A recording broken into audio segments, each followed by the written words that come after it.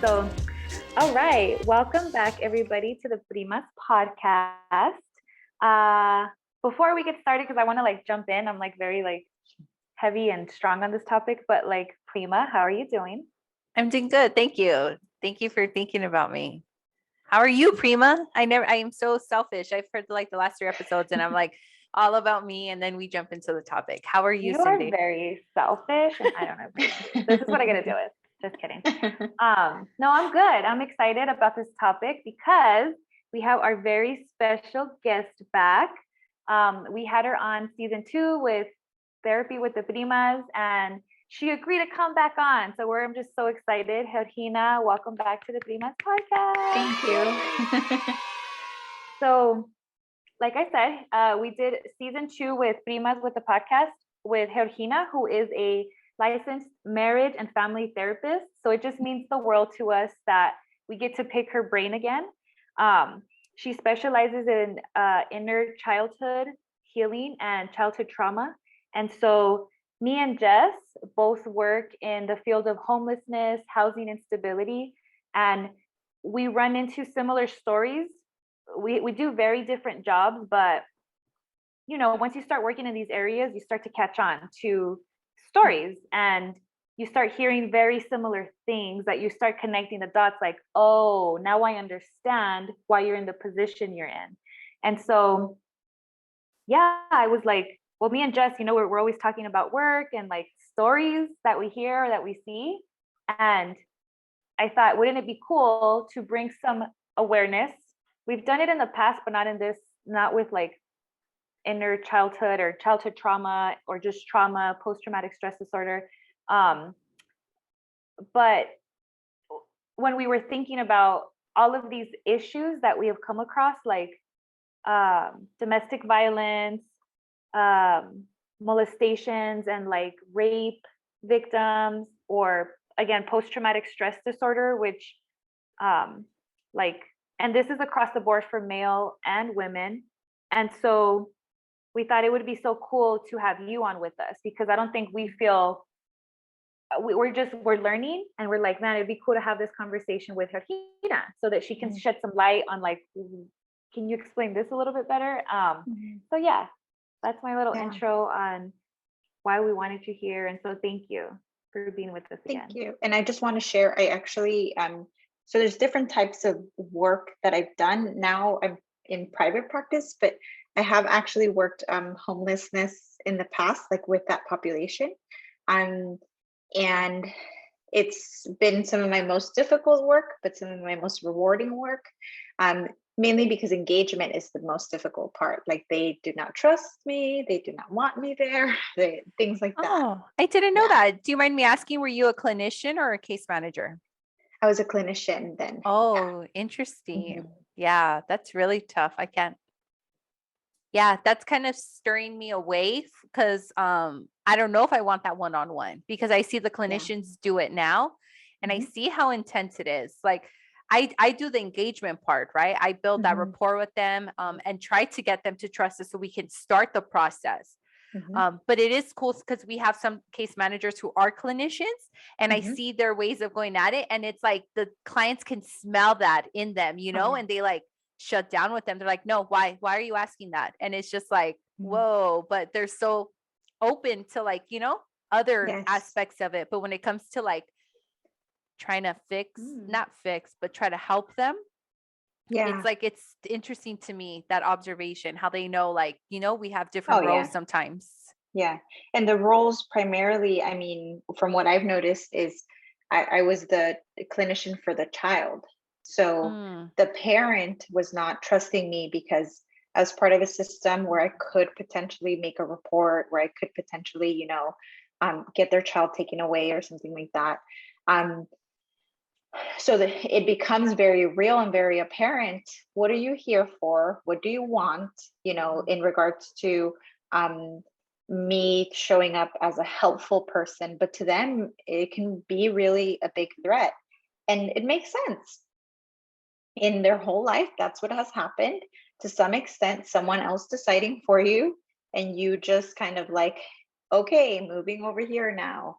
Okay, to this shelter, and not feeling a lot of power in regards to like decision making or autonomy over yourself. Yeah. Thank you for explaining that. I was going to ask like why, what is that about? But it's almost like when I worked in teaching, how the students were, until I built, with time, they saw me every day. It was a different relationship as a teacher and student, but they started to build that like antitrust or whatever with the social worker at the school, because it had a similar, like you're explaining. And I always thought, they're not going to call the cops on you. And then they're like, well, it has happened in the past, or you know what I mean? Like they just, so that's, and the reality is sometimes it's to the point where like, I don't know, especially if you're newer, like a newer clinician, a newer teacher or something like that, you're calling the cop, not the cops, you're calling a social worker for like, I think this kid is not eating. And you're just like, wait, you can't just call. No, like you need to, first, you don't have rapport. You don't know anything about this family. You can't make assumptions that this child is not eating. And make assumptions about homelessness also. Like homelessness in and of itself is not a reason to get DCFS here in California. That's what it is, Department of Children and Family Services involved. A parent could still be protective. There could still be lots of strengths, lots of things that are very positive about families. But it's our own anxiety, especially if we're very new in the field. We make mistakes. And even though I'm seasoned now, I have to always like take that into account. Like somebody may have screwed them over, and it doesn't matter that it wasn't me. I have to take some of that responsibility so that they know if I do mess up, I'm going to fess up, and I'm going to like, I'm not just going to run away and just be like, your problem. I don't have to deal with this, something like that. So it's a lot of like really being aware of yourself. Like you're stepping into their space, and you have to be very careful. You have to honor their space so much, especially this population that has this history of trauma. You have to be mindful, not them. You have to, like, as the one stepping into their space. Yeah. I could hear you talk forever, like about so yeah.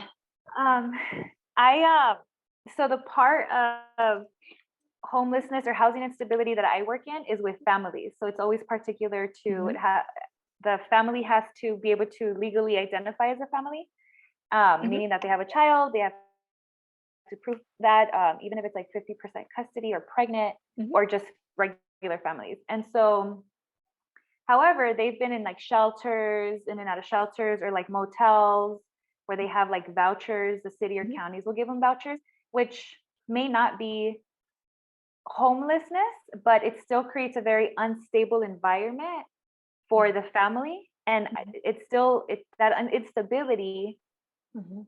I just think of when I'm working with a family that has like a child that's my age or even younger, and then like older, and I'm like, man, this family has had to move around so much. And I don't know, I just wanted to see what are your thoughts on like what does that create, or how can I even help? I guess in my place, I'm just a caseworker for them, but I don't know, I'm like, damn, I wonder what they feel. Is it even like normal to them or not?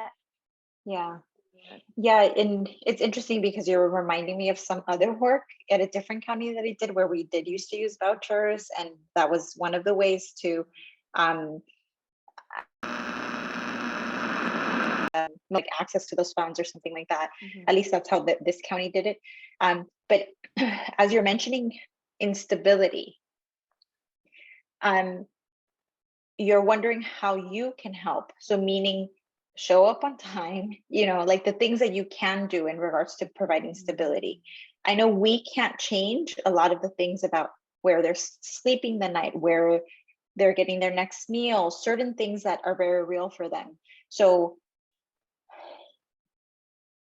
if anything is within your power, it's for you to be stable for them. So meaning the timeliness, the consistency. If you work at a place where they're just like, oh, new case manager next week, you advocate and you say, no, it's very important for our families to have stability. I've built rapport with them. I've worked with them for this amount of time. Can I stay on the case a little bit longer so that I can support them in transitioning to a new case manager? So we see the downfall, right? Like the part of the difficulty, and we highlight and we really say, how can I be some sense of stability for them? How can they have routine? How can we teach them about routine, right? Especially for children, whether they're staying at this motel or this other place, that at nighttime we read this story. In morning time, we always are going to have something with peanut butter in it, right? So some sense of stability when everything else we don't have control over. And when they tell us, like, this sucks, or I don't know what's going to be happening tomorrow, that we validate and that we not push the stability, like if they're struggling with the stability, but that we know, like, we're still doing a lot to provide that stability, showing up at the same time, keeping appointments, not canceling on them, especially not consistently. I know we all have to, we're human beings also, we need to cancel sometimes, but like, I've seen a lot of the times like consistent cancellations by case managers, by therapists. And I'm just like, no, like, you're not taking this job seriously. That's part of the difficulty, you need to show them that respect when we do engage. Yeah. So routines, those types of, especially for kids. Yeah. Mm-hmm. Oh, that's really good. Mm-hmm. Thank you for that. Mm-hmm.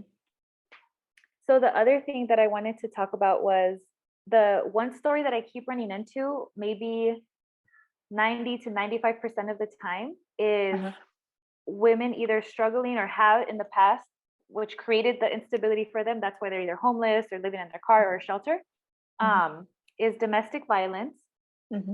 And or, because it always also comes hand in hand sometimes, but for the most part, is childhood molestation or rape.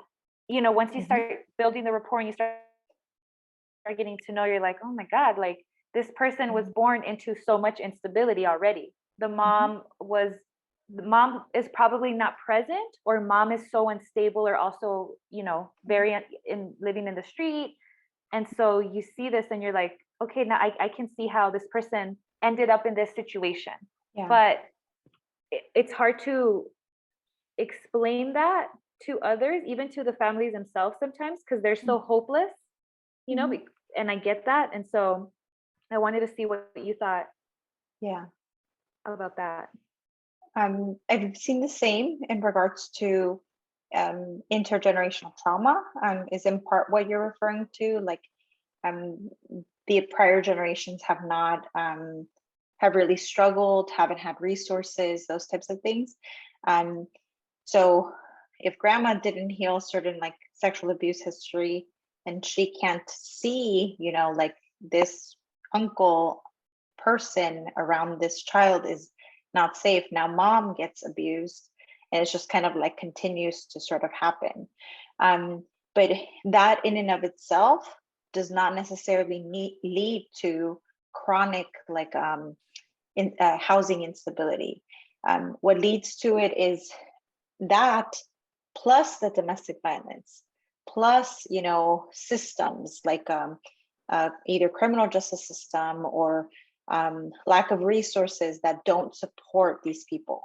So sort of like they fall through the cracks because nobody wants to deal with, nobody wants to help. And I think you both know, in regards to like the work that you do, it's some of the hardest work that you're going to do. It's really, really hard work, because you're referring to the hopelessness that comes with families, and like how we are supposed to like remain hopeful or hold on to some of that hope for them, but it's one of those things. So what I'm referring to is like how chronic it is. So you pair this plus more. It's just, it makes it so that it does start to feel really hopeless. Then you have a potential suicide attempt.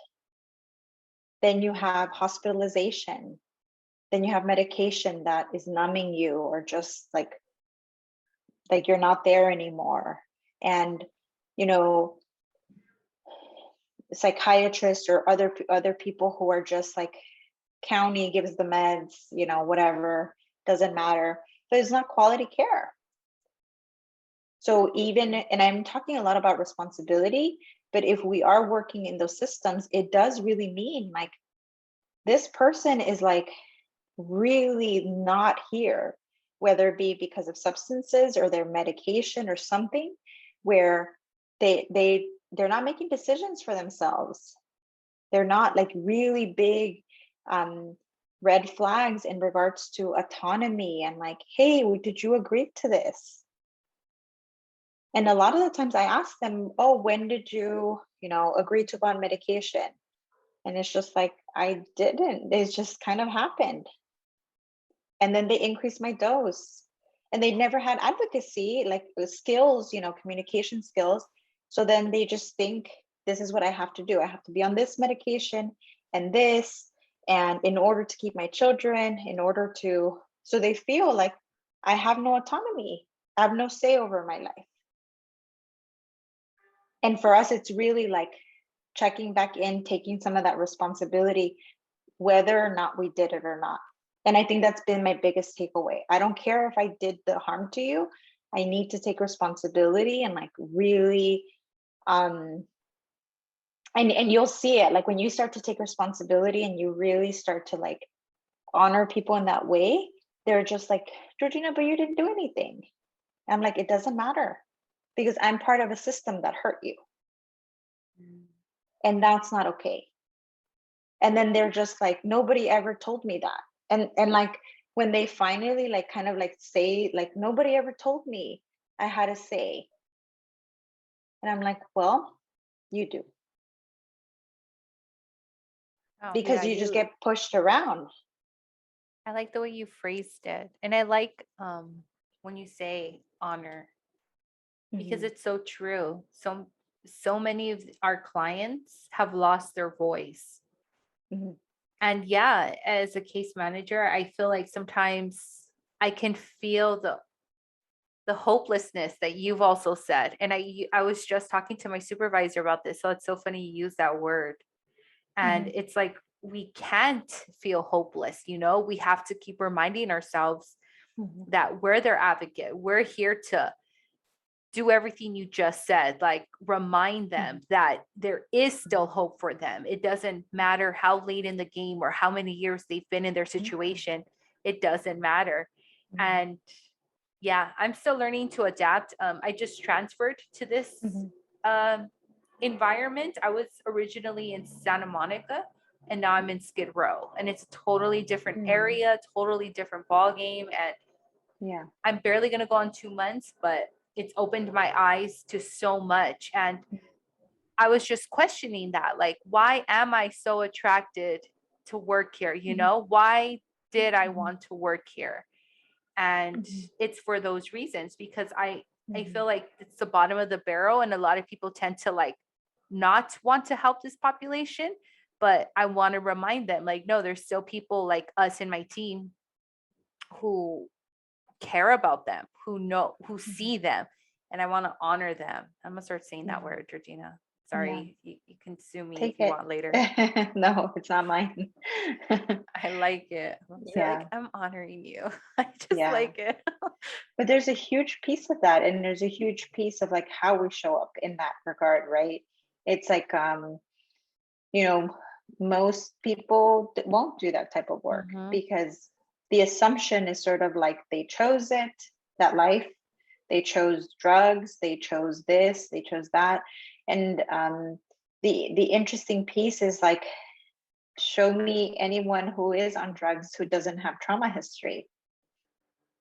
Like, it's just very, very rare to see. It's almost unlikely that you will see that.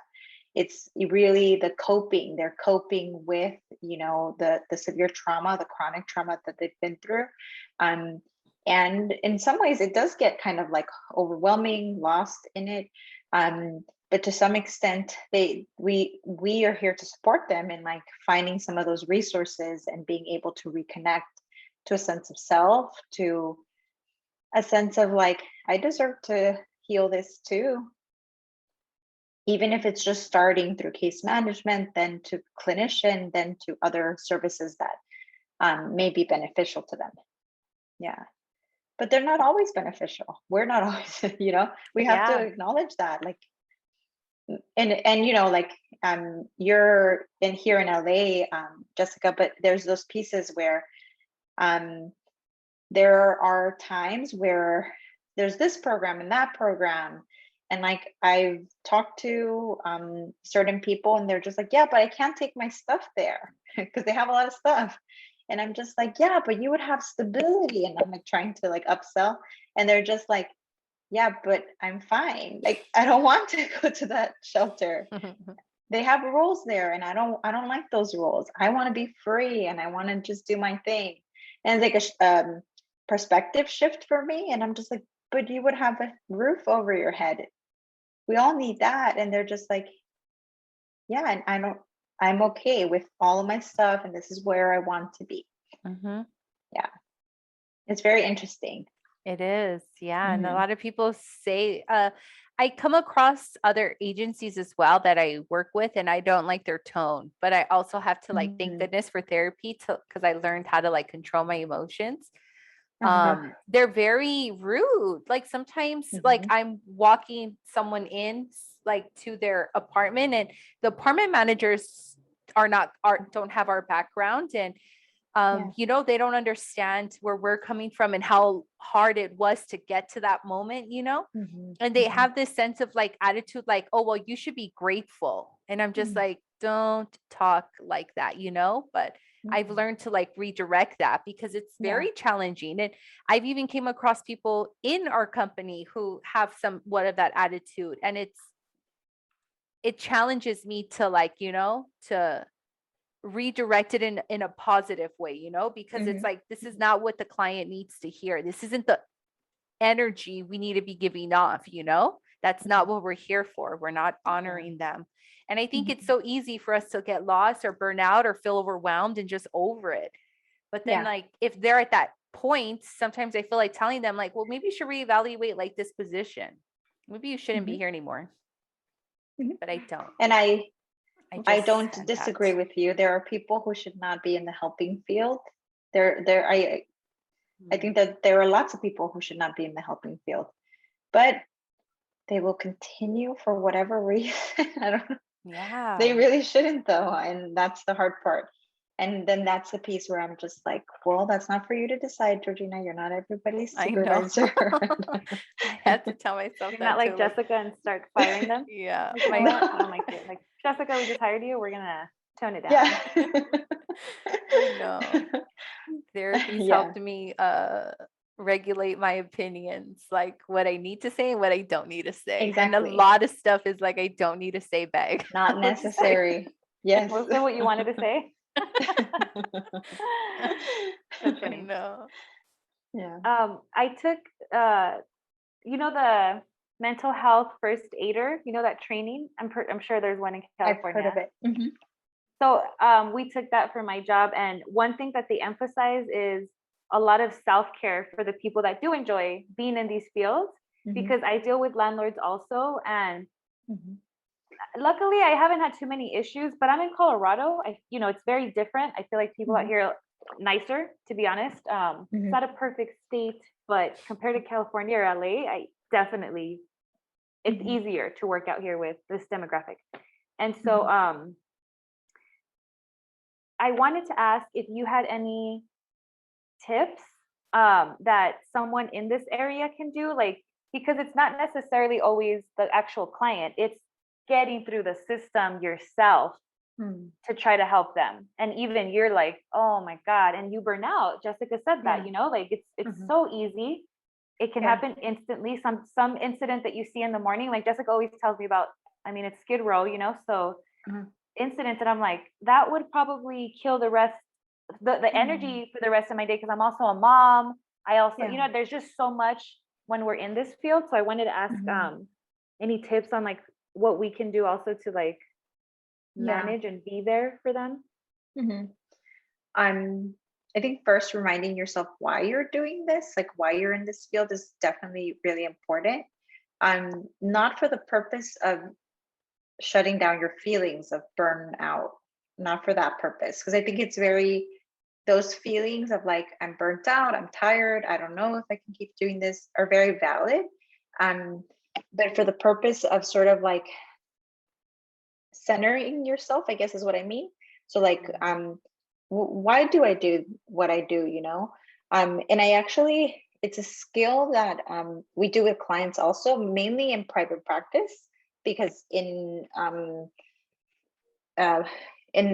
county type of settings, they don't have a lot of a choice if they're going to do therapy or not. But in private practice, sometimes they're just like, well, I'm not getting better. Well, I'm this. Well, they're frustrated with the process. And sometimes I like, it sort of throws them off, but I'm like, why are you in therapy? And they're just like, what? I'm like, well, you signed up for therapy, you know, you wanted certain things out of your life. I don't want them for you. I'm just trying to support you, you know? And then they're just like, you're right. Like, I signed up for trauma work. I signed up because I know that it's impacting me, because I know that if I heal this, I will feel better about my situation. So even like, kind of like that, question for myself, why am I doing this? Like, for real, why am I doing this? And then like really having that internal conversation. Oh, it's because I value this. It's because I value people. It's because I believe in healing intergenerational trauma. It's because, you know, like the reasons why. So I would say that tends to help me. But also finding humor in like the situation. If you're on Skid Row, Jessica, there's lots of things that happen that I never like interact, or I never deal with in my private sessions, you know? Things like people using the restroom out in the open, like humorous things that like they're trying to tell you a story and then they forgot and they're somewhere else, you know, talking about something else. So there's like that humor aspect. And for me, it was always through kids. So like kids would be like, you want me to show you my room? And it's literally like this little bunk bed. And I'm like, they showed it to me last time, but yes, I want to see your room. Show me your room and your toys. And this is where mom sleeps, and this is where I sleep. And sometimes we switch, but not all the time. Like we have rules, and we're not supposed to have snacks, but I have some snacks in here. And they show me their snacks. And then they like so like there's certain humorous like aspects of it where I'm just like, oh, noted, they like, you know, Chips Ahoy or something like that. Like they enjoy having that as a snack for later. But I think whether it be through things that happen or ways that people are, you sort of become, you're not like just a therapist. You really do become like I wouldn't say family, but I would say kind of like a friend to them. They're just like, do you want some snacks? We have snacks in here. I'm like, I'm okay. And I'm trying to, you know, like, I'm okay. And they're just like, oh, well, what do you want so that we can get it next time? And I'm like, you don't have to get me anything. Like, it's totally fine. Yeah. So the smaller pieces of like, of course, they don't happen all the time, but there are pieces that lighten your mood, that help you to kind of like just, for me, it's like I tend to look for those things so that like I highlight, like, this is what carried me today.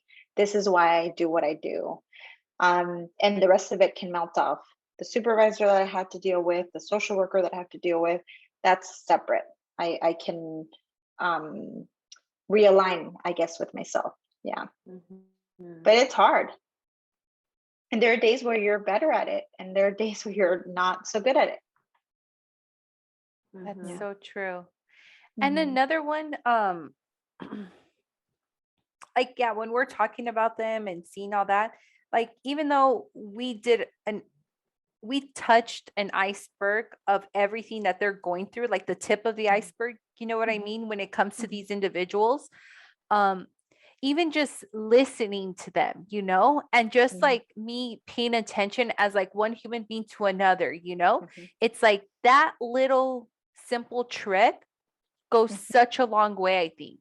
And I think Mhm. so many systems have lost that human connection, you know, they're so Present. detached. Mhm. Yeah. Mhm. And that's the sad part. It's just like, I see them, I go into the IRS building, I call Social Security office all the time, and I can hear it on the tone of their voices. And it's just like, how do we even begin to tackle like the problem within the systems, you know? And it's like, it's always directed into the individual, right? We're always focusing, well, it's this individual choice, it's that, but it's like that hopelessness again that comes back. And it's just, to Mhm. me, that word keeps like kind of haunting me a little bit, you know, Mhm. lately. Mhm. And that's where I'm at right now, where I know it's not just this individual, it's they're in this community, and us as a Mhm. community have like let them down, you know, because we're part Mhm. of all these systems. Yeah.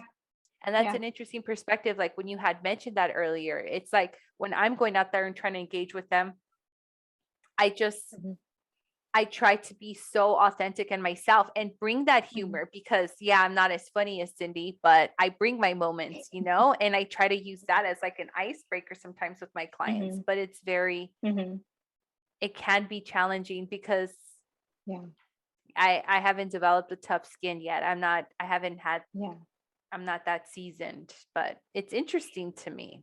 Yeah. And there's definitely that piece of like, you may, because you interact with those systems, you can speak to them. Mhm, Oh, you're calling, for these benefits. They're taking forever, right? Like mhm, they're not getting back to you, right? And the clients can feel that sense of like, um, you understand, you're willing not to talk negatively, but to some extent be honest. Like you're going to be at least on the phone for 30 minutes. Like that is just the reality, or longer. And you may get someone who's helpful. You may not mhm. after you waited this time, you know? So definitely speaking to those things, and in some ways you're starting to validate and highlight, I know that this system is not, working perfectly, even though it's meant for you. Yeah. Yeah, those moments are pretty tough. Mm-hmm. Mm-hmm. And I also wanted to ask, um, I don't know how to phrase this, but for example, someone who, I guess we keep talking about hopelessness. And so when we do run into somebody, whoever that is, not just clients or related to our job, but like our family, people in our environment, Mm-hmm. that you know that they need the help, but they're very far from even themselves realizing it. Mm-hmm. When I did the training, the mental health first aider, Mm-hmm. you're just supposed to put up these boundaries, which of course, like we don't want to enable any type of negative behavior to keep ourselves safe. Mm-hmm. Um, but how do we deal with it as a family member, or as Mm-hmm. last time I talked about my mom? Mm-hmm. And the reason why I'm bringing this up is because when my mom opened up, my mom used to hit us a lot when we were younger, very like just regular, like Mexican, traditional, nothing out of the ordinary. But it really impacted me. Like it really like shaped me I was very like scared of the world for just, I had like little issues that now I look back and I'm like, oh, okay. But when she opened up to me about how she used to be physically abused by her mom, it's even crazier when you go back in generations. Like Yeah. if your parents hit you, their parents did some crazy stuff to them that you're like, oh, at least I just got freaking the belt, where they just, it just gets more intense, more violent.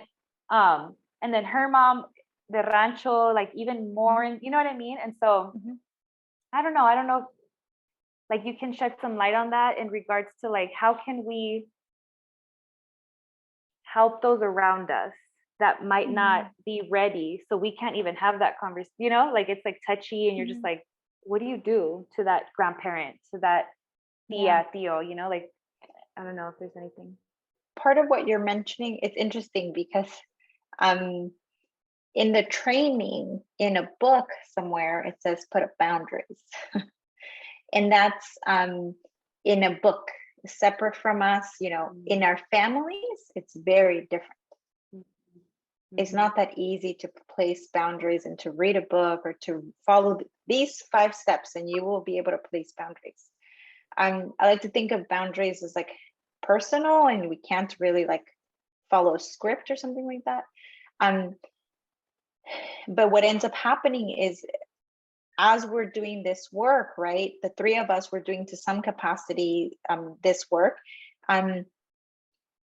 there is that realization that like, but my own family is struggling with this and I can't help them, or like I don't know how to help them, I'm stuck here, right? Like at work I can do this, I can link in here, I can do all this stuff, but with my own mom, with my own siblings, whatever it is, I feel like my hands are tied, and I wish that they had support. I wish that they knew what it was like to find hope or to find relief or something like that. So the reason why I'm mentioning that it's different and that we do tend to feel that pull is because it's personal, it's our family, and because we get to clock out of work to some, I mean, maybe not, I don't know, sometimes there's crisis work that we have to do, but we get to separate from work, and from family, we don't. We keep seeing, whether it be the depression sleeping, napping, or the anxiety building up. We get to see it much more like in our face. We get to see it much more present. So there are ways that we can help that don't necessarily include sending them to therapy. Now that would be the ideal, like, and a good therapist who can really work with them and identify with them and all that stuff. But there are different ways of helping, like, Mom, I noticed you haven't eaten today. What should I make for you? You know, now for some people that may be crossing the boundary. I shouldn't have to be feed my mom. My mom knows how to feed herself, you know, but that's why I say that they're personal. But if that means a meal, especially with depressive episodes, if that means, Mom, que se quede, you know, let's leave the anxiety in the kitchen and you and I are gonna go like sit and talk over here. You know, like the images of like separating the anxiety from us, or I mean, our family probably wouldn't call it anxiety. Preocupación or something like that. Nervios. They would call it something different. So there are tools that we can use where we're not taking on fully the responsibility, but we are saying, oh, how was your walk, Mom? Do you go on your walk still? Did you go to your doctor's appointment? So showing care and concern still for our family members without fully taking on the responsibility, while honoring ourselves that we are worried about them. We do wish for them, you know, and that if they ever do want to have a conversation about like how to get support, that you will be there for them, that you will help link them, that you will do whatever's within your power. And I'm a therapist, and my parents still have not gone to therapy. Pero bien that they want to like have a conversation, but like, why do some people fall down this path and some people don't? So they want to talk about trauma. Nice. And I'm like, okay, they're willing to have this conversation. And then it's my opportunity. Remember I told you that there was a place where you could go? But they're opening up the conversation, you know? Yeah. But otherwise, I'm sort of like, I wish this for you. I will pay for it if you want to go to therapy. We can figure it out. But if you don't, I feel really good that I've offered. But I'm not going to be that, you know, like absorbing all of that energy all of the time. Yeah, it's really hard though, especially when it comes to family, and very personal. So something that I would do, it may be something different to what either one of you will do, because they're personal. It's a personal approach to expressing concern or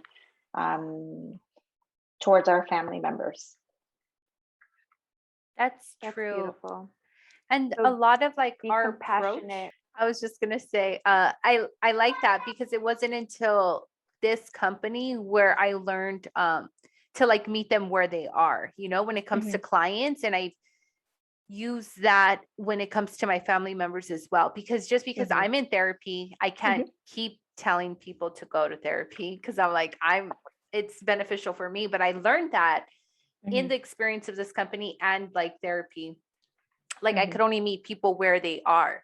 And I don't know if we talked about this last time, but my therapist gave me that quote and it just resonated with me, where it's you can lead the horse to water, but you can't force it to drink it. You can lead a whole water player, but you can't make them think. You dig what I'm saying? And when she told me that, like I remember crying, and I could apply it in all aspects of my life, not just my job. But even though we were talking about my job in that moment, I've been applying it. And since then, yeah, I could just talk about it. I can meet people where they are and just remind them like I'm their support system if and when they're ready. But I can't force them. I can't control them. And when they're ready, I'll be available for them. And I think that's just that speaks volumes in so many aspects, because I think a lot of old systems, or the way the systems used to work, where it would be like, no, you got to be sober, or no, you got to be this, or you got to be that. And it's like telling people what they should and need to do. And that's not very trauma informed. Yeah. They were wondering why people were not engaging in services anymore. Yeah. So I like my company's approach in that aspect. Like, no, we try to be very trauma informed, like mindfulness, you know. And sometimes I catch myself like talking to my clients like, well, you need to do this. And it's like, I check myself. I'm like, you know what? I'm so sorry. And I correct it, you know, because they shouldn't be doing anything that I need, that I tell them. Yeah. They have to make that choice. I have to give them the options, and whatever options they choose, and I have to be okay with that. Like I can't go home with it. And that's the honoring and respecting the autonomy of a person, even our parents.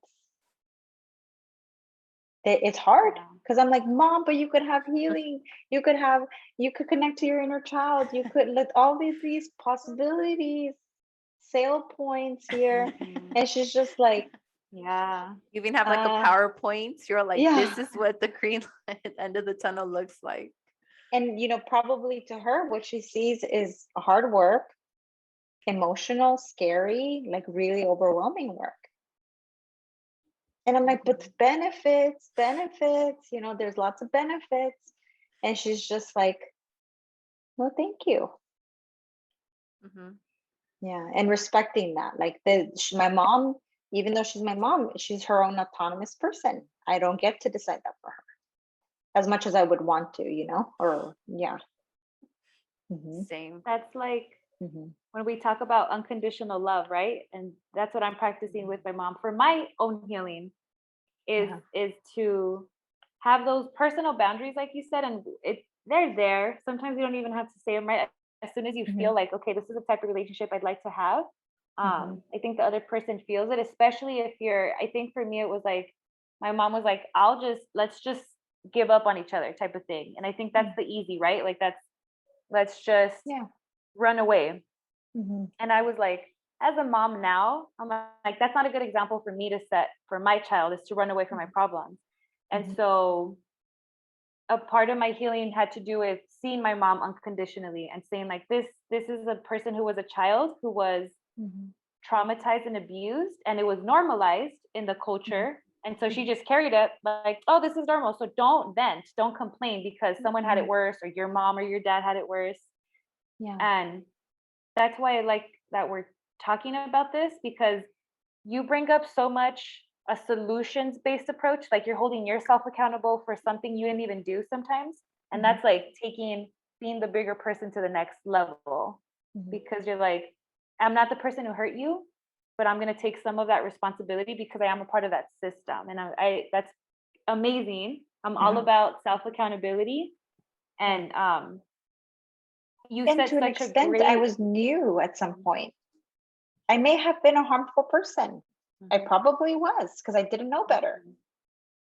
I thought I show up, you should want help. I'm here to help, you know. And I pieces that I'm an old client who, you know, so there are those pieces where I'm trying to repair also like any hurt that I have done, anything that I don't have access to that client anymore from years and years and years ago. But oh my goodness, I was not like trained. I didn't know better, you know? So it's all encompassing. Like I get to take it into account right now. That doesn't make me less of a therapist. It's okay. It makes them trust more. It makes them see me as human, you know? And that's what's important. Yay. So we're about to wrap up. We have just a few more minutes. We always end with solutions, although I feel like throughout this whole conversation, you provided a lot of helpful information. So before I pass it over to you, I want to end with what you think, but I just wanted to remind people the first time we talked, I mentioned suicide hotlines and like domestic violence hotlines. And I just want to repeat those, like in regards to resources, because I've personally used those resources. I think they're great and they're a 24/7 system. So it's more of a, I don't know, maybe you might have a family member that's talking about suicide or someone, you know, right? And you can just be like, here's the number, or just, I think it's a cool, like anonymous, I'm going to talk to a stranger. I just think it's a cool resource. So I just wanted to mention that again with regards to like mental health awareness. And so I don't know if you guys have anything to add as we close up. Nothing specific, but I think a lot of it, just in regards to the solution focus, a lot of it is like reframing for me. So it's sort of like, yes, there's a lot of hopelessness. And so like adding a piece, so like honoring that piece of hopelessness and transitioning to like, and all of these symptoms make sense for everything that you've been through, like totally makes sense, you know? So like reframing certain things you get better as time goes on, I feel, but like, you have big feelings. I don't know, even just that sometimes for clients, it's instead of like categorizing them as bad or negative, you're very passionate, you know, you're functioning like they really are functioning from a values based, like if they don't feel like respected, they will react. And I'm like, you're so passionate about being treated with respect. Like those things where so you see how I'm like reframing it for someone who's angry with the system or something like that. But that reframe, you don't like it when people decide for you. You don't like it when Georgina decides for you or our agency decides for you. That didn't feel right to you. And then you see in clients, in any human being, you don't either. And that like validation and that piece of like, I never knew that I was so passionate about having a voice. I never knew that this was so important to me, those types of things. So a lot of that reframing, but it has to be subtle enough. It has to be like in the moment enough to where they're just like, I do really care about this. And thank you for highlighting that as a strength, like really is what it's, Thank you again, Georgina, for coming on. And I just, I don't know if you remember, but in season 2, you said that, I don't know if it was like a past therapist of yours or something, but that she would say your name, Georgina. So you told us that story. And ever since then, when I read your name or I think of you, I say Georgina. Like, I'm like, no, it's so interesting because I heard you say it and I was just like, I don't tell that story to a lot of people, but it does make me feel like that's how my mom says it. Georgina. Yeah. So I'm like, I don't know, I feel like I can call her that. I don't know. I just I liked it in Spanish too. Thank you for reminding me about that. Yeah. Yeah. Jess, any closing remarks? Let's sign us off. No, I think I'm good. Let's sign off. Well, thank you everybody for listening. We hope this topic brought some value to, again, understanding a little bit more about human behavior and to look deeper into people's stories. I think is a big one for today, right? To look into people's stories more deeply, to understand, because that helps you personally, I think, believe it or not, right? Like, it's like a magical thing. Like, once you understand yourself, you understand others better, you are open to someone's story, and you're like able to put yourself in their shoes. So anyways, we hope you like this topic. Thanks to our special guest for being on here. And yeah, have a great day, everybody. Bye. Bye. Hold on.